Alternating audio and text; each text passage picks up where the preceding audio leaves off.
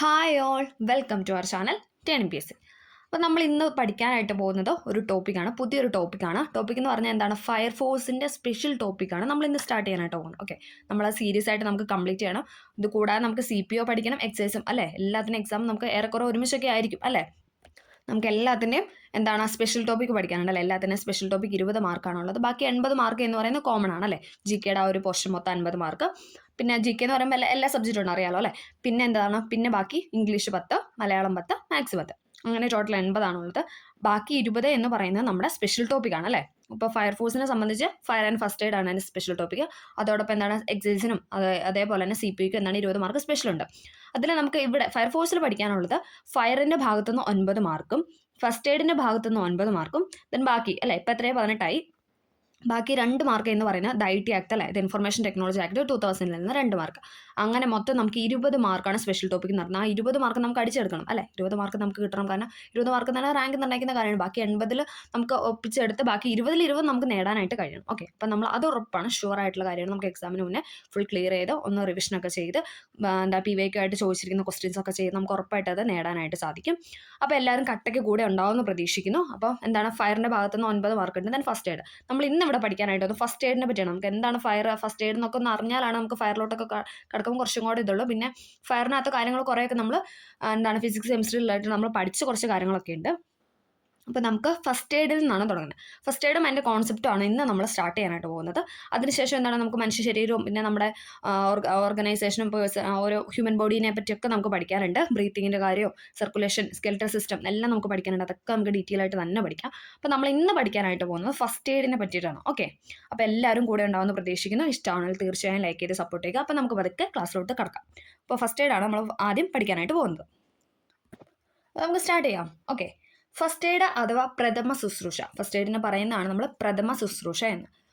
ഒരു അപകടം സംഭവിക്കുകയോ അവിചാരിതമായ അസുഖങ്ങൾ ഉണ്ടാവുകയോ ചെയ്യുമ്പോൾ ജീവൻ നിലനിർത്താനും അസുഖത്തിൻ്റെ അല്ലെങ്കിൽ ആ അപകടത്തിൻ്റെ പ്രത്യാഘാതം കുറയ്ക്കാനും ആദ്യം നടത്തുന്ന ഇടപെടൽ അല്ലെങ്കിൽ പ്രഥമ ചികിത്സേനെയാണ് നമ്മൾ പ്രഥമ ശുശ്രൂഷ അഥവാ ഫസ്റ്റ് എയ്ഡ് എന്ന് പറയുന്നത്. നമുക്കറിയാവുന്ന കാര്യമാണ് അല്ലേ. ഒരു അപകടം സംഭവിക്കുകയോ അവിചാരിതമായ അസുഖങ്ങൾ ഉണ്ടാവുകയോ ചെയ്യുമ്പോൾ ജീവൻ നിലനിർത്താനും അതോടൊപ്പം എന്താണ് അസുഖത്തിൻ്റെ അല്ലെങ്കിൽ ആ ഒരു അപകടത്തിൻ്റെ പ്രത്യാഘാതം കുറയ്ക്കണം അല്ലേ, ആ ഒരു ആഘാതം കുറയ്ക്കാൻ വേണ്ടിയിട്ട് ആദ്യം നമ്മൾ നടത്തുന്ന ഒരു ഇടപെടൽ അല്ലെങ്കിൽ ആ ഒരു പ്രഥമ ചികിത്സേനെയാണ് പ്രഥമ ശുശ്രൂഷ അഥവാ ഫസ്റ്റ് എയ്ഡ് എന്ന് പറയുന്നത്. ഓക്കെ, പ്രഥമ ശുശ്രൂഷയുടെ പിതാവ് എന്നറിയപ്പെടുന്നത് ഫ്രെഡറിക് ഇസ്മാർക്ക് ആണ്. ഇമ്പോർട്ടൻ്റ് ആണ്. പ്രഥമ ശുശ്രൂഷയുടെ പിതാവ് എന്നറിയപ്പെടുന്ന ആരാണ്? ഫ്രെഡറിക് ഇസ്മാർക്ക് ആണ്. ഇമ്പോർട്ടൻ്റ് ആണ്, പഠിക്കാം. പ്രഥമ ശുശ്രൂഷയുടെ പിതാവാണ് ഫ്രെഡറിക് ഇസ്മാർക്ക്. ഫസ്റ്റ് എയ്ഡ് എന്ന പദം ആദ്യമായിട്ട് പറഞ്ഞത് ഫ്രെഡറിക് ഇസ്മാർക്ക് ആണ്. അതുകൊണ്ട് തന്നെയാണ് അദ്ദേഹത്തെ പിതാവ് എന്ന് പറയുന്നത് അല്ലേ. ഫസ്റ്റ് എയ്ഡ് എന്ന പദം അഥവാ പ്രഥമ ശുശ്രൂഷ എന്ന പദം ആദ്യമായി പറഞ്ഞത് ഫ്രെഡറിക് ഇസ്മാർക്ക് ആണ്. എസ്റ്റ്ഹെലഫ് എന്ന ജർമ്മൻ വാക്കാണ് അദ്ദേഹം ഉപയോഗിച്ചത്. എസ്റ്റ്ഹെലഫ് എന്ന് പറഞ്ഞ ജർമ്മൻ വാക്കിന്റെ അർത്ഥം എന്ന് പറയുന്നത് ഫസ്റ്റ് എയ്ഡ് അഥവാ പ്രഥമ ശുശ്രൂഷ എന്നാണ്. അത്ര ഇമ്പോർട്ടൻ്റ് അല്ല, എന്നാലും ഓക്കെ ഒന്ന് പഠിച്ചു വെച്ചാൽ. അന്താരാഷ്ട്ര പ്രഥമ ശുശ്രൂഷ ദിനമായിട്ട് നമ്മൾ ആചരിക്കുന്നത് സെപ്റ്റംബർ മാസത്തിലെ 2ാമത്തെ ശനിയാഴ്ചയാണ്. അന്താരാഷ്ട്ര പ്രഥമ ശുശ്രൂഷ ദിനമായിട്ട് റിപ്പീറ്റ് ചോദിച്ചിട്ടുണ്ട്, ക്വസ്റ്റൻ ആയിട്ട് ചോദിച്ചിട്ടുണ്ട്, അത് പഠിക്കണം. അന്താരാഷ്ട്ര പ്രഥമ ശുശ്രൂഷ ദിനം എന്ന് പറയുന്നത് സെപ്റ്റംബർ മാസത്തിലെ 2ാമത്തെ ശനിയാഴ്ചയാണ്, സെക്കൻഡ് സാറ്റർഡേ ആണ്. സെപ്റ്റംബർ മാസത്തിലെ സെക്കൻഡ് സാറ്റർഡേ ആണ് നമ്മൾ അന്താരാഷ്ട്ര പ്രഥമ ശുശ്രൂഷ ദിനം എന്ന് പറയുന്നത്. പ്രഥമ ശുശ്രൂഷ ദിനം ആചരിച്ചു തുടങ്ങിയത് 2000 മുതലാണ്. 2000 തൊട്ടാണ് നമ്മൾ എന്താണ് ഫസ്റ്റ് എയ്ഡ് ദിനം അഥവാ പ്രഥമ ശുശ്രൂഷ ദിനം ആചരിച്ചു തുടങ്ങിയത്. 2000 മുതലാണ് പ്രഥമ ശുശ്രൂഷ ദിനം നമ്മൾ ആചരിച്ചു തുടങ്ങിയത്. പ്രഥമ ശുശ്രൂഷ ദിനാഘോഷം ആരംഭിച്ചത് റെഡ് ക്രോസ് സൊസൈറ്റിയാണ്. ചോദിച്ചിട്ടുണ്ട് കേട്ടോ. പ്രഥമ ശുശ്രൂഷ ദിനാഘോഷം ആരംഭിച്ചതെന്ന് ചോദിച്ചു കഴിഞ്ഞാൽ അത് റെഡ് ക്രോസ് സൊസൈറ്റിയാണ്. പ്രഥമ ശുശ്രൂഷ ദിനമായിട്ട് ആചരിച്ചു തുടങ്ങിയത് 2000 മുതലാണ്. അത് ആരാണ് ആ ഒരു ദിനാഘോഷം ആരംഭിച്ചു തുടങ്ങിയത് എന്ന് പറഞ്ഞാൽ റെഡ് ക്രോസ് സൊസൈറ്റിയാണ്. 2020 പ്രഥമ ശുശ്രൂഷ ദിനം നമുക്ക് 20 തൊട്ടുള്ള ഡേറ്റ് ഒന്ന് പഠിച്ചേക്കാം അല്ലേ. ഏതാ ചോദിക്കുന്നത് നമുക്ക് അറിയില്ല. അപ്പോൾ 20 തൊട്ട് നമുക്ക് 24 വരെ നന്നായിട്ട് തറവായിട്ട് പഠിക്കാം. ഓക്കെ, 2020 പ്രഥമ ശുശ്രൂഷ ദിനം ആഘോഷിച്ചത് സെപ്റ്റംബർ 12 ആണ്. നമ്മൾ പറഞ്ഞു സെപ്റ്റംബർ മാസത്തിലെ സെക്കൻഡ് സാറ്റർഡേ ആണ് അല്ലേ. സെപ്റ്റംബർ 2 അങ്ങനെ ഒന്ന് കണക്ട് ചെയ്യുക. സെപ്റ്റംബർ മാസത്തിലെ സെക്കൻഡ് സാറ്റർഡേ ആയിട്ട് നമ്മൾ 2020 ആഘോഷിച്ച സെപ്റ്റംബർ 12 ആയിരുന്നു. ആ ഡേറ്റ് ഓർക്കത്തില്ലെങ്കിലും പ്രമേയം ജസ്റ്റ് ആ ഒരു തീം നിങ്ങൾ കറക്റ്റായിട്ട് പഠിച്ചു വെക്കാനായിട്ട് ശ്രദ്ധിക്കുക. ഓക്കെ, അപ്പോൾ 2020 തീം എന്ന് പറയുന്നത് ഫസ്റ്റ് എയ്ഡ് സേവ്സ് ലൈഫ് എന്നാണ്. ഫസ്റ്റ് എയ്ഡ് സേവ്സ് ലൈഫ് എന്നതായിരുന്നു 2020 പ്രഥമ ശുശ്രൂഷ ദിനത്തിൻ്റെ പ്രമേയം. 2020 പ്രഥമ ശുശ്രൂഷ ദിനത്തിൻ്റെ പ്രമേയമാണ് ഫസ്റ്റ് എയ്ഡ് സേവ്സ് ലൈഫ് എന്ന് പറയുന്നത്. First aid saves life. 2021 നമ്മൾ ആചരിച്ചത് സെപ്റ്റംബർ 11 ഓക്കെ, അത് ഡേറ്റ് ഓർക്കണ്ട, ജസ്റ്റ് ആഡ് ചെയ്തു എന്ന് മാത്രം. 2021 ആഘോഷിച്ചത് സെപ്റ്റംബർ 11 ആ ദിവസത്തിന്റെ പ്രമേയം എന്ന് പറയുന്നത് first aid and road safety എന്നായിരുന്നു. First aid and road safety എന്നതാണ് എന്തെന്ന് പറയുന്നത് 2021 പ്രമേയം. 2020 എന്തായിരുന്നു? ഫസ്റ്റ് എയ്ഡ് സേവ്സ് ലൈഫ് എന്നായിരുന്നു. 2021 ആയപ്പോൾ first aid and road safety എന്നായി. Okay, first aid and road safety എന്നാണ് 2021. 2020 എന്താണ്? First aid saves life. ഇനി 2022 പ്രമേയം എന്ന് പറയുന്നത് എന്താണ്? ലൈഫ് ലോങ് ഫസ്റ്റ് എയ്ഡ് ആണ്. ലൈഫ് ലോങ് ഫസ്റ്റ് എയ്ഡ് എന്നാണ് 2022 പ്രമേയം. 2022 ലൈഫ് ലോങ് ഫസ്റ്റ് എയ്ഡ് എന്നാണ്. 2023 first aid in the digital world. ചെറിയൊരു സ്മെല്ലിംഗ് മിസ്റ്റേക്ക് ഉണ്ട്, ഒന്ന് നോക്കാം. First aid in the digital world എന്നായിരുന്നു 2023 പ്രമേയം എന്ന് പറയുന്നത്. First aid in the digital world, B ഇല്ല കേട്ടോ, സോറിയേ. First aid in the digital world എന്നായിരുന്നു 2023 പ്രമേയം. 2024 പ്രമേയം ഇമ്പോർട്ടൻ്റ് ആണ്, first aid and sports. Okay, അത് കറക്റ്റായിട്ട് പഠിക്കും. 23, 24 പക്കയായിട്ട് പഠിക്കണം, കാരണം നമുക്കറിയാം ലേറ്റസ്റ്റ് ആയിട്ടുള്ള കാര്യമുണ്ട് അല്ലേ, ചോദിക്കാൻ സാധ്യതയുണ്ട്. ഫസ്റ്റ് എയ്ഡ് ആൻഡ് സ്പോർട്സ് എന്നായിരുന്നു 2024 പ്രമേയം. 23 first aid in the digital world. Digital world കഴിഞ്ഞിട്ട് നമ്മൾ ഫസ്റ്റ് എയ്ഡ് ആൻഡ് സ്പോർട്സ് ആണ്, ചെറിയൊരു വാക്കിലോട്ട് കടന്നു എന്ന് ഓർക്കാം.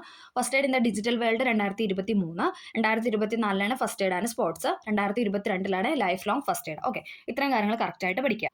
നമുക്ക് പ്രമേയം ഒന്നും കൂടെ പറയാം. 2020 first aid saves life. 2021 first aid and road safety. 2022 വരുമ്പം life long first aid. 2023 first aid in the digital world. 24 എന്താണ്? First aid and sports. Okay, clear ആയെന്ന് പ്രതീക്ഷിക്കുന്നു. അടുത്ത നമ്മൾ ഫസ്റ്റ് എയ്ഡ് കിറ്റിനെ പറ്റിയിട്ടാണ് സംസാരിക്കുന്നത്. First aid kit. Okay, first aid കിറ്റിന് രൂപം നൽകിയ വ്യക്തിയാണ് റോബർട്ട് വുഡ് ജോൺസൺ എന്ന് പറയുന്നത്. ഇമ്പോർട്ടൻ്റ് ആണ്. ഫസ്റ്റ് എയ്ഡ് കിറ്റിന് രൂപം നൽകിയ വ്യക്തി എന്ന് പറയുന്നത് റോബർട്ട് വുഡ് ജോൺസൺ ആണ്.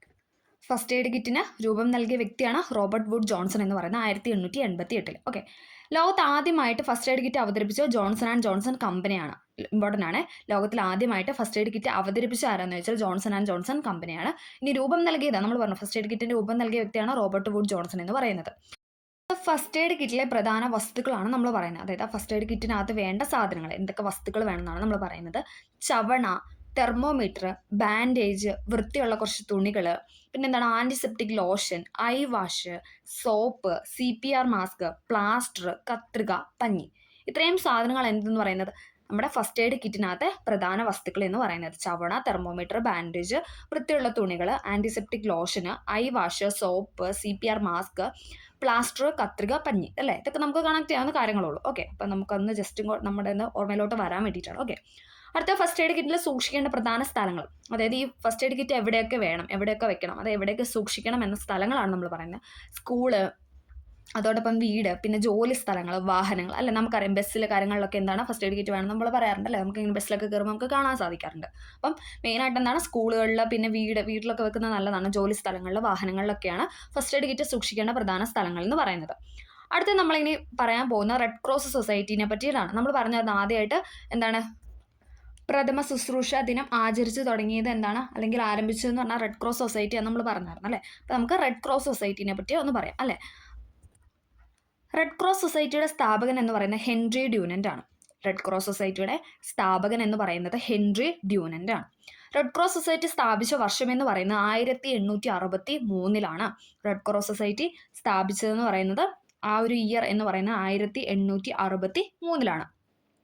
റെഡ് ക്രോസ് സൊസൈറ്റി സ്ഥാപിതമായത് എവിടെയാണെന്ന് ചോദിച്ചാൽ സ്വിറ്റ്സർലൻഡിലെ ജനീവയിലാണ്. ഓക്കെ, ഇമ്പോർട്ടൻ്റ് ആണ്. റെഡ് ക്രോസ് സൊസൈറ്റി സ്ഥാപിതമായത് സ്വിറ്റ്സർലൻഡിലെ ജനീവയിലാണ്. റെഡ് ക്രോസ് സൊസൈറ്റിയുടെ ചിഹ്നം എന്ന് പറയുന്നത് റെഡ് ക്രിസ്റ്റൽ ആണ്. 2005 മുതലാണ് അത് എന്താണ് അങ്ങനെ ഒരു ചിഹ്നം സ്റ്റാർട്ട് ചെയ്തത്. റെഡ് ക്രിസ്റ്റൽ എന്ന് പറയുന്നതാണ് റെഡ് ക്രോസ് സൊസൈറ്റിയുടെ ചിഹ്നം എന്ന് പറയുന്നത്. ഓക്കെ, റെഡ് ക്രോസ് സൊസൈറ്റിയുടെ ചിഹ്നം എന്ന് പറയുന്നത് റെഡ് ക്രിസ്റ്റൽ ആണ്. റെഡ് ക്രോസ് സൊസൈറ്റിയുടെ പതാകയുടെ നിറം ഇമ്പോർട്ടൻ്റ് ആണ്, വെരി വെരി വെരി ഇമ്പോർട്ടൻ്റ് ആണ്. റെഡ് ക്രോസ് സൊസൈറ്റിയുടെ പതാകയുടെ നിറം എന്ന് പറയുന്നത് വെള്ളയാണ്. വെള്ള ഇമ്പോർട്ടൻ്റ് ആണ്. റെഡ് ഒന്നും അല്ല, വൈറ്റ് ആണ്. നമ്മൾ സമാധാനം വെച്ചിട്ട് ഒന്ന് കണക്ട് ചെയ്താൽ മതി. റെഡ് ക്രോസ് സൊസൈറ്റിയുടെ പതാകയുടെ നിറം എന്ന് പറയുന്നത് വൈറ്റ് ആണ്, വൈറ്റ് അഥവാ വെള്ള. റെഡ് ക്രോസ് സൊസൈറ്റിയുടെ യഥാർത്ഥ മുദ്രാവാക്യം എന്താണ്? ചാരിറ്റി ഇൻ വാർ എന്നാണ്. ചാരിറ്റി ഇൻ വാർ എന്നാണ് യഥാർത്ഥ മുദ്രാവാക്യം. നിലവിലെ മുദ്രാവാക്യം എന്ന് പറഞ്ഞാൽ വിത്ത് ഹ്യൂമാനിറ്റി ടുവേർഡ് പീസ് എന്നാണ് പറയുന്നത്. നിലവിലെ മുദ്രാവാക്യം എന്ന് പറയുന്നത് വിത്ത് ഹ്യൂമാനിറ്റി ടുവേർഡ്സ് പീസ്. ശരിക്കും അതായത് യഥാർത്ഥ മുദ്രാവാക്യം ചോദിച്ചു കഴിഞ്ഞാൽ ചാരിറ്റി ഇൻ വാർ ആണ്. ഓക്കെ, റെഡ് ക്രോസ് ദിനമായിട്ട് ആചരിക്കുന്ന മെയ് 8 ഇമ്പോർട്ടൻ്റ് ആണ്, ഡേറ്റ് ഒക്കെ ചോദിക്കാറുണ്ട്. റെഡ് ക്രോസ് നമുക്ക് നോർമലായിട്ട് എക്സാമിനും ചോദിച്ചു കണ്ടിട്ടുണ്ട്. റെഡ് ക്രോസ് ദിനം എന്ന് പറയുന്നത് മെയ് 8 നമ്മൾ റെഡ് ക്രോസ് ദിനമായിട്ട് ആചരിക്കുന്നത്. ഇന്ത്യൻ റെഡ് ക്രോസ് സൊസൈറ്റി സ്ഥാപിതമായത് 1920 ഇമ്പോർട്ടൻ്റ് ആണ്. ഇന്ത്യയിൽ റെഡ് ക്രോസ് സൊസൈറ്റി സ്ഥാപിതമായത് 1920 ആസ്ഥാനം എവിടെയാണ് നമുക്ക് കണക്ട് ചെയ്യാം, ന്യൂഡൽഹിയിലാണ്. ഇന്ത്യൻ റെഡ് ക്രോസ് സൊസൈറ്റി സ്ഥാപിതമായത് 1920 ആസ്ഥാനം എന്ന് പറയുന്നത് ന്യൂഡൽഹി. റെഡ് ക്രോസ് സൊസൈറ്റിക്ക് നൊബേൽ സമ്മാനം ലഭിച്ച വർഷം 3 വർഷമുണ്ട്, പഠിക്കണം. 1917, 1944, 1963. റെഡ് ക്രോസ് സൊസൈറ്റിക്ക് നൊബേൽ സമ്മാനം ലഭിച്ച വർഷമാണ് 1917, 1944, 1963 എന്ന് പറയുന്നത്. അടുത്തത് ഇന്ത്യൻ റെഡ് ക്രോസ് സൊസൈറ്റിയുടെ പ്രസിഡന്റ് എന്ന് പറയുന്നത് എപ്പോഴും ഇന്ത്യയുടെ രാഷ്ട്രപതി. ഇന്ത്യയിലെ കാര്യമാണ് പറയുന്നത്. ഇന്ത്യൻ റെഡ് ക്രോസ് സൊസൈറ്റിയുടെ പ്രസിഡന്റ് എന്ന് പറയുന്നത് എപ്പോഴും രാഷ്ട്രപതിയാണ്. അപ്പം നമ്മൾ ആ ഒരു കറന്റ് ആയിട്ടുള്ള രാഷ്ട്രപതി അല്ലേ, ഇപ്പം നിലവിൽ ആരാണ്, ദ്രൗപദി മുർമുവാണ്. അപ്പം അദ്ദേഹത്തിന് പേര് പഠിക്കുക. ഇന്ത്യൻ റെഡ് ക്രോസ് സൊസൈറ്റിയുടെ പ്രസിഡന്റ് എന്ന് പറയുന്നത് ഇന്ത്യൻ രാഷ്ട്രപതിയാണ്. ഓക്കെ, ഇന്ത്യൻ രാഷ്ട്രപതി. ഇന്ത്യൻ റെഡ് ക്രോസ് സൊസൈറ്റിയുടെ ചെയർമാനായിട്ട് അറിയപ്പെടുന്ന JP നഡ്ഡയാണ്. അതാരാണ്? JP നഡ്ഡ എന്ന് പറയുന്നത് കേന്ദ്ര ആരോഗ്യ വകുപ്പ് മന്ത്രിയാണ് അല്ലേ. അപ്പോൾ എപ്പോഴും ഇന്ത്യൻ റെഡ് ക്രോസ് സൊസൈറ്റിയുടെ ചെയർമാനായിട്ട് ഇരിക്കുന്ന വ്യക്തി എന്ന് പറയുന്നത് കേന്ദ്ര ആരോഗ്യ വകുപ്പ് മന്ത്രി ആയിരിക്കും. അപ്പോൾ ആ സ്ഥാനത്ത് ആ സമയം ആരാണോ ഉള്ളത് ആ കറണ്ട് ആയിട്ടുള്ള വ്യക്തി ആയിരിക്കും എന്ന് പറയുന്നത്. ഇപ്പം നിലവിൽ ആരാണ് കേന്ദ്ര ആരോഗ്യ വകുപ്പ് മന്ത്രി എന്ന് പറയുന്നത്? JP നഡ്ഡയാണ് അല്ലേ. അപ്പോൾ അദ്ദേഹമാണ് ഇപ്പം നിലവിലെ ഇന്ത്യൻ റെഡ് ക്രോസ് സൊസൈറ്റിയുടെ ചെയർമാൻ എന്ന് പറയുന്നത്. ഓക്കെ, നമ്മൾ പറഞ്ഞു പ്രസിഡന്റ് എന്ന് പറയുന്ന ആരാണ്? ഇന്ത്യയുടെ രാഷ്ട്രപതിയാണ്. ഇപ്പം നിലവിൽ ആരാണ്? ദ്രൗപദി മുർമുവാണ്. അപ്പം ഇപ്പം നിലവിലെ ഇന്ത്യൻ റെഡ് ക്രോസ് സൊസൈറ്റിയുടെ പ്രസിഡന്റ് എന്ന് പറയുന്നത് ദ്രൗപദി മുർമുവാണ്. ഇനി അതേസമയം ഇന്ത്യൻ റെഡ് ക്രോസ് സൊസൈറ്റിയുടെ ചെയർമാൻ ആണ് ചോദിക്കുന്നതെങ്കിൽ കേന്ദ്ര ആരോഗ്യ വകുപ്പ് മന്ത്രി ആയിരിക്കും. നിലവിലെ കേന്ദ്ര ആരോഗ്യ വകുപ്പ് മന്ത്രി എന്ന് പറയുന്നത് JP നഡ്ഡയാണ്. ഓക്കെ, നമുക്ക് കേന്ദ്ര ആരോഗ്യ വകുപ്പ് മന്ത്രി ആരും ചോദിച്ചും ക്വസ്റ്റ്യൻ തരാറുണ്ട്. അപ്പോൾ നമുക്കത് കണക്ട് ചെയ്യാം അല്ലേ. അപ്പോൾ JP നഡ്ഡനെ പഠിച്ചു വെച്ചാൽ രണ്ടിടത്തും നമുക്ക് ആൻസർ ചെയ്യാവുന്നതാണ്. ഓക്കെ, പ്രഥമ ശുശ്രൂഷയുടെ ഉദ്ദേശ ലക്ഷ്യങ്ങളാണ് നമ്മൾ പറയുന്നത്. നമ്മൾ ഒന്നും കൂടെ ഒന്ന് റിപ്പീറ്റ് ചെയ്ത് പറയൂ കേട്ടോ, കാരണം ഇത് പഠിക്കണ്ടേ. അപ്പോൾ നമുക്ക് ഒന്നും കൂടെ ഒന്ന് റിവൈസ് ചെയ്തിട്ട് പോകാം. ഓക്കെ, ചെറിയ ക്ലാസ് ആയിട്ടായിരിക്കും നമ്മൾ അപ്ലോഡ് ചെയ്യുന്നത്, കാരണം ഒരുപാട് അങ്ങ് ലെങ്തി ആകുമ്പോഴത്തേക്കും നമുക്ക് പഠിക്കാൻ പാടായിരിക്കും. അതോടൊപ്പം നമുക്ക് ബാക്കി 80 മാർക്കിനും പഠിക്കണ്ടേ. അപ്പോൾ അതുകൊണ്ട് എന്താണ്, ഈ 20 മാർക്ക് ഉറപ്പാണ്, നമുക്ക് ഒരു കാരണവശാലും നമ്മുടെ കയ്യിൽ നിന്ന് പോകത്തില്ല. എല്ലാവരും പക്കയായിട്ട് കറക്റ്റായിട്ട് ഫോളോ ചെയ്ത് പഠിച്ചായിരിക്കും. ഓക്കെ, അടുത്ത നമ്മൾ പറയുന്നത് പ്രഥമ ശുശ്രൂഷയുടെ ഉദ്ദേശ ലക്ഷ്യങ്ങളെക്കുറിച്ചാണ്. പ്രഥമ ശുശ്രൂഷയുടെ ഉദ്ദേശ ലക്ഷ്യങ്ങൾ എന്താണ്? പ്രഥമ ശുശ്രൂഷ ഉദ്ദേശ ലക്ഷ്യങ്ങൾ എന്ന് പറയുന്നത് നമുക്കറിയാം അല്ലേ. ജീവൻ നിലനിർത്തുക എന്നാണ് ഫസ്റ്റ് പോയിന്റ് അല്ലേ. ജീവൻ നിലനിർത്താൻ വേണ്ടിയിട്ടാണ് നമ്മൾ ഫസ്റ്റ് എയ്ഡ് അല്ലെങ്കിൽ പ്രഥമ ശുശ്രൂഷ നൽകുന്നത് അല്ലേ. ആ ഒരു പെട്ടെന്ന് എന്തെങ്കിലും സംഭവിച്ചാലോ, ഒരു അപകടമോ അല്ലെങ്കിൽ എന്തെങ്കിലും പെട്ടെന്നൊരു ഇത് വന്നു കഴിഞ്ഞാൽ അത് മാറ്റി ജീവൻ നിലനിർത്തുക എന്നാണ് ഫസ്റ്റ് എയ്ഡിൻ്റെ ആദ്യത്തെ പോയിന്റ് എന്ന് പറയുന്നത്. രോഗിയുടെ നില കൂടുതൽ ഗുരുതരമാകാതിരിക്കാൻ സഹായിക്കാൻ വേണ്ടിയിട്ടാണ് അതിൻ്റെ ലക്ഷ്യങ്ങൾ എന്നൊക്കെ പറയുന്നത്. ഓക്കെ, ഇനി അതിൻ്റെ ഘടകങ്ങളാണ് നമ്മൾ പറയുന്നത്. പ്രഥമ ശുശ്രൂഷയുടെ ഘടകങ്ങൾ. രക്തസ്രാവം നിയന്ത്രിക്കുക അല്ലേ. ബ്ലഡൊക്കെ പുറത്തോട്ട് ഒഴുകുന്ന, ഇപ്പോൾ അപകടമൊക്കെ പറ്റി നമുക്കറിയാം അല്ലേ. ബ്ലഡൊക്കെ ഒഴുകുന്ന ഒരു ഇതുണ്ടെങ്കിൽ അതൊക്കെ നിയന്ത്രിക്കുക. ശ്വാസോച്ഛ്വാസവും ഹൃദയമിടിപ്പും വീണ്ടെടുക്കുവാൻ സഹായിക്കുക. ഒടിവുകൾക്കുള്ള പരിചരണം, പൊള്ളലിലുള്ള പരിചരണം, പാമ്പുകടിയേറ്റാൽ നൽകേണ്ട പരിചരണം, ഇതൊക്കെയാണ് എന്തെന്ന് പറയുന്നത് പ്രഥമ ശുശ്രൂഷയുടെ ഘടകങ്ങൾ എന്ന് പറയുന്നത്. രക്തസ്രാവം നിയന്ത്രിക്കുക, ശ്വാസോച്ഛ്വാസവും ഹൃദയമിടിപ്പും വീണ്ടെടുക്കുവാൻ സഹായിക്കുക. അതോടൊപ്പം എന്താണ്, ഒടിവുകൾക്കുള്ള പരിചരണം അല്ലെ. എന്തെങ്കിലും ഒടിവോ ചതവൊക്കെ വന്നിട്ടുണ്ടെങ്കിൽ അതിനുള്ള പരിചരണം. പിന്നെ പൊള്ളലേറ്റൽ, മെയിനായിട്ട് നമ്മൾ പറയുന്ന പൊള്ളലിനെ പറ്റിയാണ് അല്ലേ. പൊള്ളലേറ്റാൽ അതിനുള്ള പരിചരണം. പിന്നെ എന്താണ്, പാമ്പ് കടിയേറ്റാൽ നൽകേണ്ട പരിചരണം. ഇതൊക്കെയാണ് എന്ത് പറഞ്ഞാൽ അതിൻ്റെ ഘടകങ്ങൾ എന്ന് പറയുന്നത്. ഓക്കെ, അടുത്തത് നമ്മൾ പറയുന്നത് ആർക്കൊക്കെ ഒരു പ്രഥമ ശുശ്രൂഷകൻ ആകാമെന്നാണ്. ആർക്കൊക്കെ ഒരു പ്രഥമ ശുശ്രൂഷകനാകാം. ആദ്യത്തെ പോയിന്റ് എന്താണ്? പരിശീലനം ലഭിച്ച ഏതൊരു വ്യക്തിക്കും പ്രഥമ ശുശ്രൂഷ നൽകാമെന്നാണ് പറയുന്നത്. പരിശീലനം ലഭിച്ച ഏതൊരു വ്യക്തിക്കും എന്താണ് പ്രഥമ ശുശ്രൂഷ നൽകാം. പരിഭ്രാന്തി കൂടാതെ ശാന്തമായ കാര്യങ്ങൾ ചെയ്യാൻ കഴിവുള്ള ആർക്കും പ്രഥമ ശുശ്രൂഷ നൽകാനായിട്ട് സാധിക്കും അല്ലെ. അതെന്താണ് അങ്ങനെ പറയുന്നത് അല്ലെ. നമുക്കറിയാം അങ്ങനെ ചിലർക്ക് എന്താണ് പെട്ടെന്ന് ഭയങ്കര പരിഭ്രാന്തി ആവും, എന്ത് ചെയ്യണം എന്നറിയാതെ പെട്ടെന്നൊരു ഒരു സ്പീഡിൽ ആ ഒരു രീതിയിലോട്ട് മനസ്സ് മാറുന്ന അങ്ങനെ പോകുന്നവരുണ്ട്. അപ്പോൾ അവരൊന്നും എന്താണ് ഇതിലോട്ട് വരാതിരിക്കുക. കാരണം എന്താണ്, ഇപ്പം പരിക്ക് പറ്റിയ ആൾക്ക് എന്താണ്, അയാൾക്ക് കൂടുതൽ ടെൻഷൻ ആവത്തേ ഉള്ളൂ അല്ലെ. അയാൾ കൂടുതൽ ഇയാളുടെ പരിഭ്രാന്തി കാണുമ്പോൾ പുള്ളിയും കൂടുതലാവും. അപ്പം എന്തെങ്കിലും നല്ല രീതിയിൽ എന്തെങ്കിലും പരിക്ക് പറ്റിയ ഒരു വ്യക്തിനെ സംബന്ധിച്ച് എന്താണ്, അയാൾ കൂടുതൽ ടെൻസ്ഡ് ആവും അല്ലെ. ഹൃദയമിടിപ്പൊക്കെ കൂടും. അപ്പോൾ എന്തായാലും ബ്ലഡൊക്കെ പോകുന്നുണ്ടെങ്കിൽ അത് കൂടുതലാവും അല്ലെ. അങ്ങനെ അത് കുറച്ച് കൂടുതൽ കോംപ്ലിക്കേറ്റഡ് ആവാൻ സാധ്യത. അതുകൊണ്ടാണ് പറയുന്നത് പരിഭ്രാന്തി കൂടാതെ ശാന്തമായിട്ട് കൈകാര്യം ചെയ്യാൻ കഴിവുള്ള ആർക്കും എന്താണ് പ്രഥമ ശുശ്രൂഷ നൽകാൻ സാധിക്കുമെന്നാണ് പറയുന്നത് അല്ലെ. സോഫ്റ്റ് ആയിട്ട് അല്ലെങ്കിൽ കാമായിട്ട് കാര്യങ്ങൾ എടുക്കുന്ന ഒരാളെ സംബന്ധിച്ച് അല്ലെ, അത്ര ടെൻഷനൊന്നും ഇല്ലാതെ എടുക്കുമ്പോൾ എന്താണ് അല്ലെ, പരിക്ക് പറ്റിയ വ്യക്തിനെ സംബന്ധിച്ച് അയാൾക്കും അല്ലെ അത്ര ടെൻഷനൊന്നും കാണില്ല അല്ലെ. അല്ലെങ്കിൽ എന്താണ്, ഇയാളുടെ ടെൻഷൻ കാണുമ്പോൾ അദ്ദേഹവും കൂടുതൽ ടെൻഷൻ ആവും. അപ്പോൾ അതാണ് പറയുന്നത് പരിഭ്രാന്തി കൂടാതെ ശാന്തമായ കാര്യങ്ങൾ ചെയ്യാൻ കഴിവുള്ള ആർക്കും എന്താണ് പ്രഥമ ശുശ്രൂഷ നൽകാൻ സാധിക്കുമെന്നാണ് പറയുന്നത്. ഓക്കെ, ഇനി നമ്മൾ അടുത്ത പറയാനായിട്ട് പോകുന്നത് പ്രഥമ ശുശ്രൂഷ നിയമങ്ങളെ പറ്റിയിട്ടാണ്. നിയമങ്ങൾ ഇമ്പോർട്ടൻ്റ് ആയ കുറച്ച് നിയമങ്ങളാണ് നമ്മൾ പറയുന്നത്. അതിനൊരു 3C റൂളാണുള്ളത്. 3C rule, 3C റൂളാണുള്ളത്. എന്താണ്? Check, call, care. ഇമ്പോർട്ടൻ്റ് ആണ്. അത് അതേപോലെ ഓർഡറിൽ ചോദിച്ചിട്ടുണ്ട്. കഴിഞ്ഞ എക്സാമിനാന്ന് തോന്നുന്നു അതിൻ്റെ ഓർഡർ ചോദിച്ചിട്ടുണ്ടായിരുന്നു. ചെക്ക്, കോള്, കെയർ എന്ന് പറയുന്നത് ഇമ്പോർട്ടൻ്റ് ആണ്. 3C ആണ് അതിനകത്ത് ഫോളോ ചെയ്യുന്നത്. നമ്മൾ പറയുന്നത് എന്താണ്? പ്രഥമ ശുശ്രൂഷയുടെ നിയമങ്ങളാണ് ചെക്ക്, കോള്, കെയർ. നമുക്ക് നോക്കാം. ചെക്ക് എന്ന് പറഞ്ഞാൽ എന്താണ്? പരിശോധിക്കുക എന്നാണ് അല്ല അർത്ഥം. ചെക്ക് എന്ന് പറഞ്ഞാൽ പരിശോധിക്കുക എന്നാണ് അർത്ഥം. എന്താണ് സംഭവിച്ചതെന്ന് പരിശോധിക്കുക എന്നാണ് ചെക്കിൻ്റെ അർത്ഥം അല്ലെ. എന്താണ് അയാൾക്ക് പറ്റിയത്, എന്താണ് സംഭവം എന്ന് അല്ലെ, എന്താണ് സംഭവിച്ചത് എന്ന് പരിശോധിക്കുക. വ്യക്തിയെ ആശ്വസിപ്പിക്കുകയും അഭയസ്ഥാനം ക്രമീകരിക്കുകയും ചെയ്യുക അല്ലെ. അയാൾക്ക് ഇപ്പം എന്തെങ്കിലും പരിക്കൊക്കെ പറ്റിയാൽ ഒന്നുമില്ല അല്ലെ, നമ്മൾ ആശ്വസിപ്പിക്കണം അല്ലെ. അയാൾക്ക് കൂടുതൽ ടെൻഷൻ ആവാതിരിക്കാൻ വേണ്ടി നമ്മൾ എന്താണ് അദ്ദേഹത്തെ കൂടുതൽ ആശ്വസിപ്പിക്കുകയാണ് വേണ്ടത്. ആ വ്യക്തിയെ ആശ്വസിപ്പിക്കുകയും അഭയസ്ഥാനം അല്ലെ.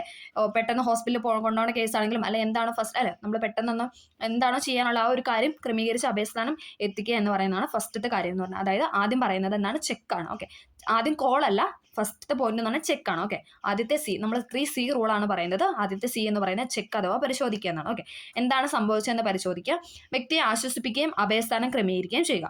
അടുത്തതാണ് കോള്. കോളിന്റെ അർത്ഥം എന്താണ്? വിളിക്കുക അല്ലെങ്കിൽ സഹായം തേടുക എന്നാണ് അർത്ഥം. കോൾ എന്ന് പറഞ്ഞാൽ വിളിക്കുക അല്ലെങ്കിൽ സഹായം തേടുക. എന്താണ്? വൈദ്യസഹായം നൽകുന്നതിനായി ആംബുലൻസിനോ മറ്റു ലഭ്യമായ വ്യക്തികളെ വിളിക്കുക അല്ലെ. അവിടെ ആരെങ്കിലും ഉണ്ടെങ്കിൽ പെട്ടെന്ന് ആളെ വിളിക്കുക, അല്ലെങ്കിൽ ആംബുലൻസിനെ അല്ലെ പെട്ടെന്ന് ഹോസ്പിറ്റലിൽ കൊണ്ടുപോകുന്ന കേസാണെങ്കിൽ എന്താണ്? വേഗം ആംബുലൻസിനെ വിളിച്ച് അല്ലെ അദ്ദേഹത്തിനെ വേഗം ഹോസ്പിറ്റലിൽ എത്തിക്കുക എന്നതാണ് കോൾ കൊണ്ട് ഉദ്ദേശിക്കുന്നത്. അപ്പം നമ്മൾ ആദ്യം ചെക്കാണ് പറഞ്ഞത്. ചെക്ക് എന്ന് പറഞ്ഞാൽ എന്താണ്? അത് പരിശോധിക്കുക, എന്താണ് സംഭവിച്ചത് എന്ന് പരിശോധിക്കുക. ദെൻ കോൾ എന്ന് പറയുന്നത് വിളിക്കുക അല്ലെ, സഹായം തേടുക, പെട്ടെന്ന് ഹോസ്പിറ്റലിലോട്ട് കൊണ്ടുപോകാൻ വേണ്ടി ആംബുലൻസിനെ മറ്റ് അല്ലെങ്കിൽ പെട്ടെന്ന് ഒരാളെ വ്യക്തികളെ ഒക്കെ വിളിച്ച് ചേർക്കുക എന്നാണ് കോൾ കൊണ്ട് ഉദ്ദേശിക്കുന്നത്. അതൊക്കെ നമുക്ക് കണക്ട് ചെയ്യാവുന്ന കാര്യമുള്ളൂ.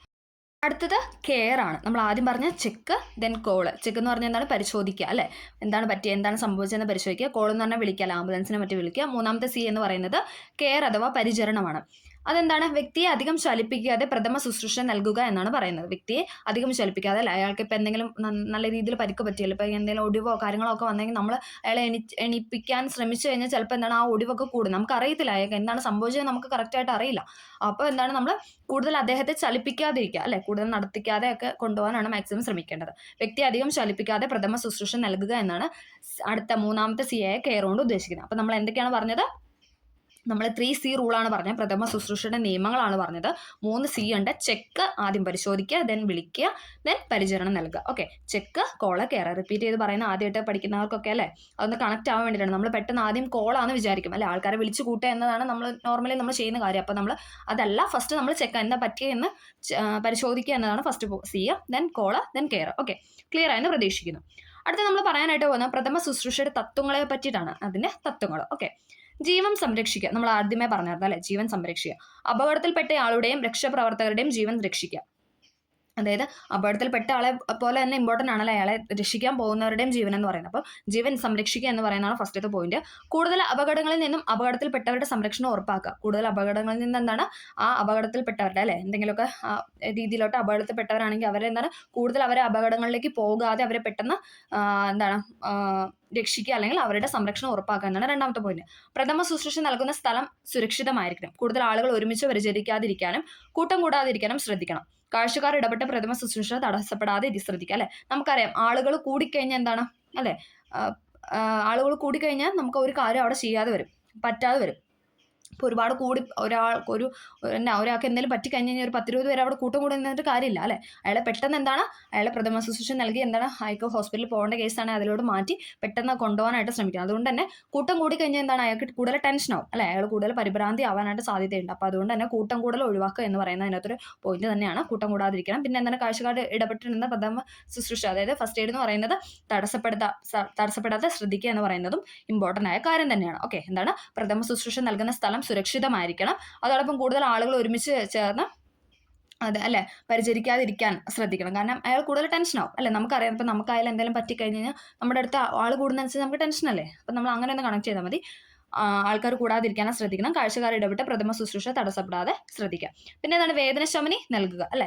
വേദനശമനി നൽകുക എന്ന് പറയുന്നത് ഐസ് പാക്ക് വെക്കുക അല്ലെങ്കിൽ സ്ലിങ് എന്ന് പറഞ്ഞാൽ തൊളൻ്റെ കൈമുട്ടിൻ്റെ ഒക്കെ ചലനം പരിമിതപ്പെടുത്താനുള്ള ഉപകരണമാണ് സ്ലിങ് എന്ന് പറയുന്നത്. നമ്മൾ ഇനി പഠിക്കും അത് വരും ക്ലാസ്സിൽ. അതെന്ന് പറഞ്ഞാൽ എന്താണ് നമുക്കറിയാം ഇപ്പം എന്തെങ്കിലും പൊട്ടലോ അല്ലെങ്കിൽ ഒടിവോ ഒക്കെ ഉണ്ടെങ്കിൽ നമ്മൾ ആ ഭാഗം ചലിപ്പിക്കാൻ പാടില്ല അല്ലെ.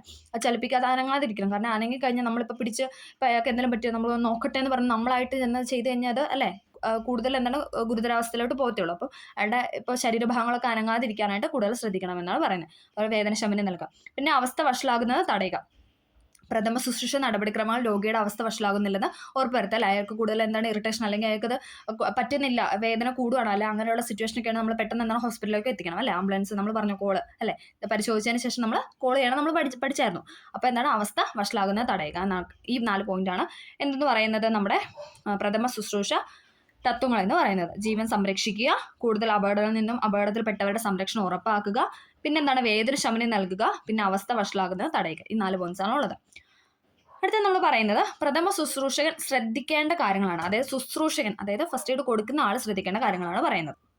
പരിക്ക് പറ്റിയ ആളിന് ബോധമുണ്ടെങ്കിൽ അയാളുടെ ഉത്തരവാദിത്തത്തിൽ വിവേകപൂർവ്വം ചെയ്യേണ്ട പ്രഥമ ശുശ്രൂഷ കർത്തവ്യം നിർവഹിക്കുക, അല്ലേ? ഇപ്പോൾ പരിക്ക് പറ്റിയ ആളിന് എന്താണ് ബോധമുണ്ട്, അയാൾക്ക് സംസാരിക്കാനൊക്കെ പറ്റും, എന്താ പറ്റിയ കാര്യങ്ങളൊക്കെ പറയാനായിട്ട് പറ്റുമെങ്കിൽ എന്താണ് അയാളുടെ ഉത്തരവാദിത്തത്തിൽ നമ്മൾ വിവേകപൂർവ്വം എന്താണ് ആ കാര്യങ്ങളൊക്കെ പ്രഥമ ശുശ്രൂഷയുടെ കർത്തവ്യം നിർവഹിക്കുക എന്നാണ് പറയുന്നത്. അയാളുടെ അടുത്ത് കൺസെൻറ്റ് ചോദിച്ചതിന് ശേഷം ഇങ്ങനെ ചെയ്യുകയാണ്, കുഴപ്പമൊന്നും വരില്ല എന്ന് അയാളുടെ കൺസെൻറ്റ് മേടിച്ചതിന് ശേഷം ചെയ്യുന്ന കാര്യമാണ് നമ്മൾ പറയുന്നത്. ഓരോ സന്ദർഭത്തിലും എന്താണ് ചെയ്യേണ്ടതെന്ന് വ്യക്തമായ വിവരം ഉണ്ടായിരിക്കണം, അല്ലേ?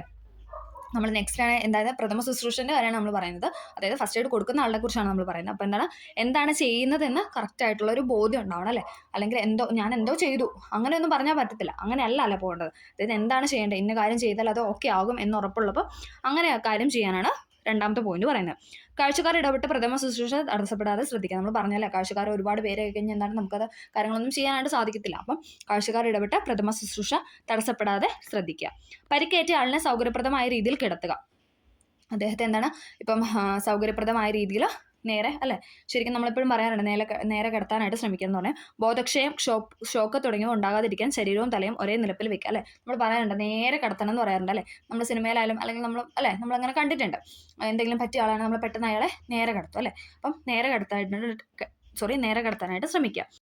അധികമായ രക്തവാർച്ച, ശ്വാസോച്ഛ്വാസ തടസ്സം, മാരകമായ മുറിവുകൾ, ഒടിവുകൾ, വിഷബാധ എന്നിവയുണ്ടെങ്കിൽ പ്രത്യേകം ശ്രദ്ധിക്കേണ്ടതാണ്. നമുക്കറിയാം, അല്ലേ?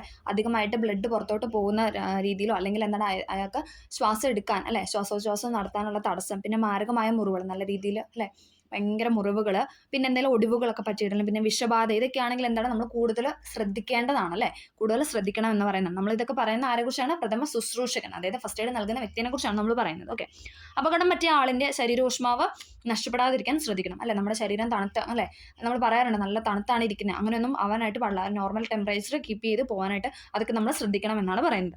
അബോധാവസ്ഥയിൽ വെള്ളമോ മറ്റു പാനീയങ്ങളോ കൊടുക്കാനായിട്ട് പാടില്ല. ആ വ്യക്തിക്ക് ബോധമില്ലാത്തൊരു സിറ്റുവേഷൻ ആണെങ്കിൽ ഒരിക്കലും നമ്മൾ പ്രഷർ ചെയ്തിട്ട് അദ്ദേഹത്തിനോട് വെള്ളം കുടിക്കാനോ അല്ലെങ്കിൽ നമ്മൾ പാനീയങ്ങളോ ഒന്നും കൊടുക്കാനായിട്ട് പാടില്ല. അത് തെറ്റാണെന്നാണ് പറയുന്നത്. ഓക്കെ, നമ്മൾ അബോധാവസ്ഥയിൽ ആയിട്ടുള്ള കാര്യമാണ് പറയുന്നത്. അങ്ങനെയുള്ള വ്യക്തിക്ക് നമ്മൾ പ്രഷർ കൊടുത്തിട്ട് വെള്ളമോ ഇതൊന്നും നൽകാനായിട്ട് പാടില്ല. പരിക്കേറ്റ ആളിനെ ശുദ്ധവായു ലഭിക്കുന്നതിനുള്ള സൗകര്യം ഉണ്ടാക്കി കൊടുക്കേണ്ടതാണ്. അതാണ് നമ്മൾ പറഞ്ഞത്. ആൾ കൂടിക്കഴിഞ്ഞാൽ അയാൾക്ക് ശുദ്ധവായു ഒന്നും ലഭിക്കത്തില്ല. അപ്പോൾ അതുകൊണ്ട് തന്നെ ആ പരിക്കേറ്റ വ്യക്തിക്ക് നല്ല രീതിയിൽ ബ്രീത്തിങ് ഒക്കെ നോക്കാൻ വേണ്ടിയിട്ട് ശുദ്ധവായു നൽകേണ്ടത് അത്യാവശ്യമായ ഒരു കാര്യം തന്നെയാണ്. കൂടുതൽ ആളുകൾ ഒരുമിച്ച് പരിചരിക്കാതിരിക്കാൻ ശ്രദ്ധിക്കണം, അല്ലെ? ഒരുപാട് പേര് കൂടാനൊന്നും പാടില്ല. മുറിവുകളോ ഒടിവുകളോ എന്നിവ വെച്ച് കെട്ടുമ്പോൾ വളരെ വേഗത്തിൽ അഴിച്ചുമാറ്റാൻ കഴിയുന്ന വിധത്തിൽ കെട്ടാൻ ശ്രമിക്കണം, അല്ലെ? നമുക്കിപ്പോൾ പെട്ടെന്ന് നമ്മൾ ഒരു മുറിവ് കണ്ടു, അപ്പോൾ നമ്മൾ പെട്ടെന്ന് ഫസ്റ്റ് എയ്ഡ് കിറ്റിൽ നിന്ന് നമ്മൾ പറഞ്ഞു പഞ്ഞിയും കാര്യങ്ങളൊക്കെ ഉണ്ട്. അപ്പോൾ നമ്മളെടുത്ത് കെട്ടുമ്പോൾ ശ്രദ്ധിക്കേണ്ട കാര്യം എന്ന് വെച്ചാൽ നമ്മൾ പെട്ടെന്ന് എന്തായാലും ഹോസ്പിറ്റലിൽ കൊണ്ടുപോകുന്ന ഒരു കേസാണെങ്കിൽ അത് അഴിച്ചു മാറ്റാനുള്ള രീതിയിലോട്ട്, അല്ലേ? അത് എളുപ്പമായിരിക്കണം, അല്ലേ? നമ്മൾ വലിച്ചു മുറുകി ടൈറ്റ് ചെയ്ത്, അല്ലേ, അദ്ദേഹത്തിന് കൂടുതൽ വേദന ഒക്കെ അനുഭവിക്കാനുള്ള രീതിയിലോട്ട് ഒന്നും നമ്മൾ ചെയ്യാനായിട്ട് പാടില്ല എന്നാണ് പറയുന്നത്. അപ്പോൾ ഇത്രയും കാര്യങ്ങളാണ് നമ്മൾ ഇന്ന് ചർച്ച ചെയ്യുന്നത്. എല്ലാവർക്കും ഈ ക്ലാസ് ഹെൽപ്ഫുള്ളായി, ക്ലിയർ ആയി എന്ന് പ്രതീക്ഷിക്കുന്നു. നമുക്ക് ആദ്യം തൊട്ട് ഒന്നും കൂടെ ജസ്റ്റ് ഒന്ന് ഓടിച്ച് നോക്കാം. ഓക്കെ, നമ്മൾ ഫസ്റ്റ് എയ്ഡിലാണ് സ്റ്റാർട്ട് ചെയ്തത് പ്രഥമ ശുശ്രൂഷ, അല്ലേ? അപകടം സംഭവിക്കുകയോ അവിചാരിതമായ അസുഖങ്ങൾ അല്ലെങ്കിൽ എന്തെങ്കിലും അപകടമൊക്കെ വരുന്ന ആളുടെ അത് ആ ഒരു പ്രത്യാഘാതം കുറയ്ക്കാനും ആദ്യം നടത്തുന്ന ഇടപെടലിനാണ് നമ്മൾ പ്രഥമ ശുശ്രൂഷ അഥവാ ഫസ്റ്റ് എയ്ഡ് എന്ന് പറയുന്നത്. പിതാവ് എന്ന് പറയുന്നത് ഫ്രെഡറിക് ഇസ്മാർക്കാണ്. ഫസ്റ്റ് എയ്ഡ് എന്ന പദം ആദ്യമായിട്ട് ഉപയോഗിച്ചതും ഫ്രെഡറിക് ഇസ്മാർക്കാണ്. പിന്നെ വേണ്ട നമുക്ക് ഇമ്പോർട്ടൻ്റ് ആയ കാര്യം എന്ന് പറഞ്ഞാൽ അന്താരാഷ്ട്ര പ്രഥമ ശുശ്രൂഷ ദിനമായിട്ട് നമ്മൾ ആചരിക്കുന്നത് സെപ്റ്റംബറിലെ സെക്കൻഡ് സാറ്റർഡേ. ഇങ്ങനെ ഓർത്താൽ മതി, സെപ്റ്റംബർ 2. അപ്പോൾ സേ എന്നുള്ളൊരു ഇത് വരുന്നുണ്ടല്ലോ, സെപ്റ്റംബറിലെ സെക്കൻഡ് സാറ്റർഡേ ആണ് നമ്മൾ യൂസ് ചെയ്യുന്നത്. അതിൽ 21, 22, 23, 24 നന്നായിട്ട് പഠിക്കാനായിട്ട് ശ്രമിക്കുക. First aid and road safety എന്നാണ് 21 പ്രമേയം. 22 ലൈഫ് ലോങ് ഫസ്റ്റ് എയ്ഡ് എന്നാണ്. 23 first aid in the digital world. 24 first aid and sports എന്നാണ് പറയുന്നത്. പിന്നെ ഫസ്റ്റ് എയ്ഡ് കിറ്റിൻ്റെ കാര്യമാണ് നമ്മൾ പറഞ്ഞത്.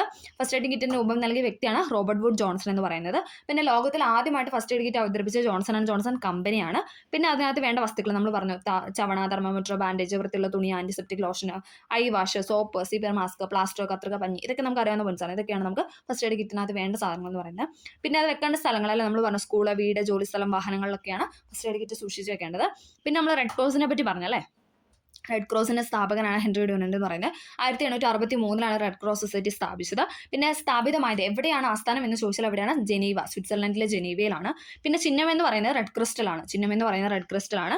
പിന്നെ അതിന്റെ ഇമ്പോർട്ടൻ്റ് ആണ് റെഡ് ക്രോസ് സൊസൈറ്റിയുടെ പതാകയുടെ നിറം എന്ന് പറയുന്നത് വെള്ള അഥവാ വൈറ്റ് ആണ്. ഓക്കെ, റെഡ് ക്രോസ് സൊസൈറ്റിയുടെ യഥാർത്ഥ മുദ്രാവാക്യം എന്ന് പറയുന്നത് ചാരിറ്റി ഇൻ വാർ ആണ്. നിലവിലെ മുദ്രാവാക്യം എന്ന് പറയുന്നത് വിത്ത് ഹ്യൂമാനിറ്റി ടുവേർഡ്സ് പീസ് എന്നാണ്. With humanity towards peace. Red cross ദിനമായിട്ട് നമ്മൾ ആചരിക്കുന്ന മെയ് 8 ആണ്. ഇന്ത്യൻ റെഡ് ക്രോസ്, നമ്മൾ ഇന്ത്യയിലെ കാര്യമാണ് പറയുന്നത്. ഇന്ത്യൻ റെഡ് ക്രോസ് സൊസൈറ്റിയുടെ സ്ഥാപിതമായത് 1920 അതിന്റെ എന്താണ് പിന്നെ പറയാനുള്ളത്? ദ്രൗപദി മുർമു നിലവിലെ ഇന്ത്യയുടെ രാഷ്ട്രപതിയാണ് എന്താണ് റെഡ് ക്രോസ് സൊസൈറ്റിയുടെ പ്രസിഡന്റ് എന്ന് പറയുന്നത്. ആരാണ് ചെയർമാൻ എന്ന് പറയുന്നത്? കേന്ദ്ര ആരോഗ്യ വകുപ്പ് മന്ത്രി. നിലവിലെ കേന്ദ്ര ആരോഗ്യ വകുപ്പ് മന്ത്രി എന്ന് പറയുന്നത് JP നഡ്ഡയാണ്, ജയപ്രകാശ് നഡ്ഡയാണ്.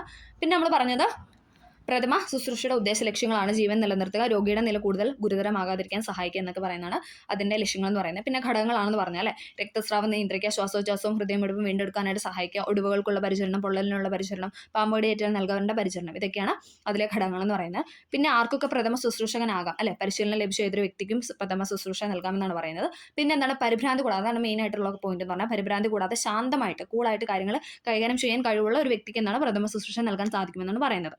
അടുത്തത് അതിന്റെ നിയമങ്ങളാണ്, ഇമ്പോർട്ടൻ്റ് ആണ്. നിയമങ്ങൾ എന്ന് പറയുന്നത് 3 C's ആണ്. അതായത് 3 C.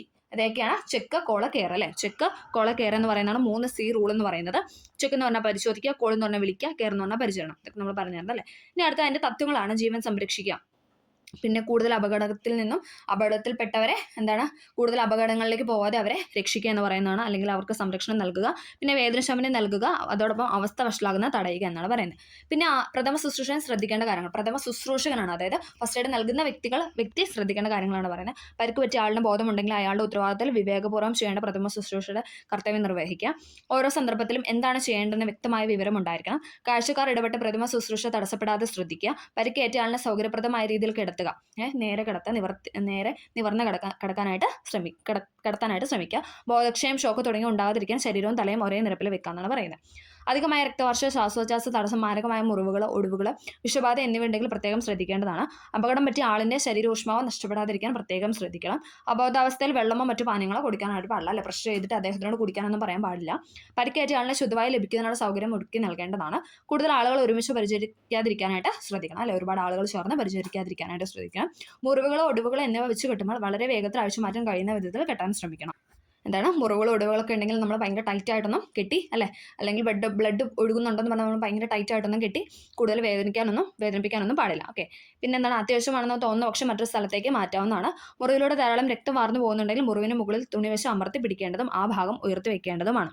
ഇത്രയും കാര്യങ്ങളാണ് നമ്മൾ എന്തെന്ന് പറയുന്നത് നമ്മൾ ഫസ്റ്റ് എയ്ഡിനെ കുറിച്ച് പഠിക്കുന്നുണ്ട്. നമ്മൾ ഫസ്റ്റ് എയ്ഡിൻ്റെ ഒരു പോർഷൻ മൊത്തം കംപ്ലീറ്റ് ചെയ്തിട്ടുണ്ട്. ഇനി നമുക്ക് മനുഷ്യ ശരീരം, ഹ്യൂമൻ ബോഡീനെ പറ്റിയാണ് അടുത്ത ക്ലാസ്സിൽ ഡിസ്കസ് ചെയ്യാനുള്ളത്. ഇതൊരു ഇൻട്രൊഡക്ഷൻ ക്ലാസ് ആയിരുന്നു അല്ലേ, എന്താണ് നമ്മൾ ഇതിൽ പഠിക്കേണ്ടത് അല്ലെങ്കിൽ എന്താണെന്നുള്ളൊരു ക്ലാസ് ആയിരുന്നു ഇതെന്ന് പറയുന്നത്. കുറച്ച് ടൈമേ ഉള്ളൂ. അപ്പോൾ നമ്മൾ ഉറപ്പായിട്ടും നമ്മൾ ഈ 20 മാർക്ക് നമ്മൾ പക്കയായിട്ട് നമ്മൾ മേടിച്ചിരിക്കും. നമുക്ക് എക്സാമിൻ്റെ റിലേറ്റഡ് ഫാക്ട്സും അതോടൊപ്പം നേരത്തെ ചോദിച്ച ക്വസ്റ്റ്യൻസും അതൊക്കെ നമുക്ക് ഡിസ്കസ് ചെയ്യാനായിട്ടുണ്ട്. അപ്പോൾ നമുക്ക് ആദ്യം ടോപ്പിക്കൊക്കെ പഠിച്ച് ക്ലിയർ ആകണ്ടേ, അതിനുശേഷം നമുക്ക് പ്രീവിയസ് ഇയർ ക്വസ്റ്റ്യനിലോട്ടൊക്കെ നമുക്ക് കടക്കാം. അപ്പോൾ എല്ലാവർക്കും ഈ വീഡിയോ ഹെൽപ്ഫുൾ ആയെന്ന് വിചാരിക്കുന്നു. ഹെൽപ്ഫുൾ ആയെങ്കിൽ തീർച്ചയായും ലൈക്ക് ചെയ്ത് സപ്പോർട്ട് ചെയ്യുക. അതോടൊപ്പം ഇഷ്ടമാവുകയാണെങ്കിൽ ഒന്ന് കമൻറ്റ് ആയിട്ട് രേഖപ്പെടുത്തുകയും കൂടെ ചെയ്യുക. ഓക്കെ, ലൈക്ക് ചെയ്ത് സപ്പോർട്ട് ചെയ്ത് സബ്സ്ക്രൈബ് ചെയ്യുക. Okay, thank